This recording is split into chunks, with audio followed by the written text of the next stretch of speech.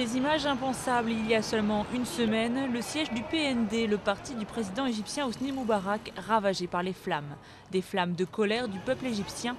Au 5e jour de mobilisation contre le régime, le Caire a des allures de champ de bataille.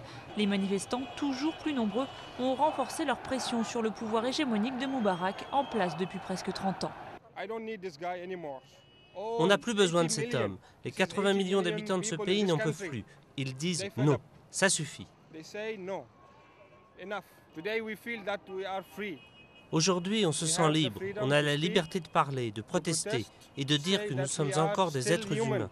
On a vécu 30 ans comme des animaux, comme des cochons. Pourtant, le Raïs s'accroche au pouvoir. Vendredi soir, il a promis de nouvelles mesures pour plus de démocratie et a également limogé le gouvernement sans annoncer sa démission, mais en nommant dès samedi un vice-président, une première depuis son accès au pouvoir en 1981. C'est Omar Souleymane, le chef des renseignements, qui devient le numéro 2 du régime. Je m'engage à protéger fidèlement le régime républicain. Je m'engage à respecter la Constitution et la loi. Et je veillerai de manière totale aux intérêts du peuple. Je m'engage à protéger l'indépendance de la patrie et l'intégrité de notre territoire.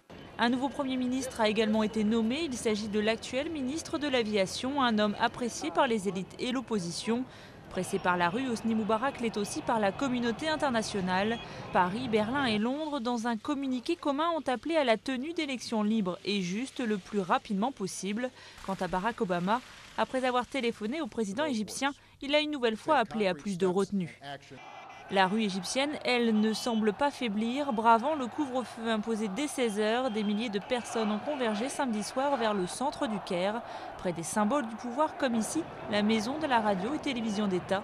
Très vite, des heurts ont éclaté entre opposants et policiers qui auraient fait plus de 100 morts en 5 jours. Quant à l'armée, appelée en renfort, elle tente de maîtriser les débordements, mais beaucoup de militaires se rallient à la cause de la rue.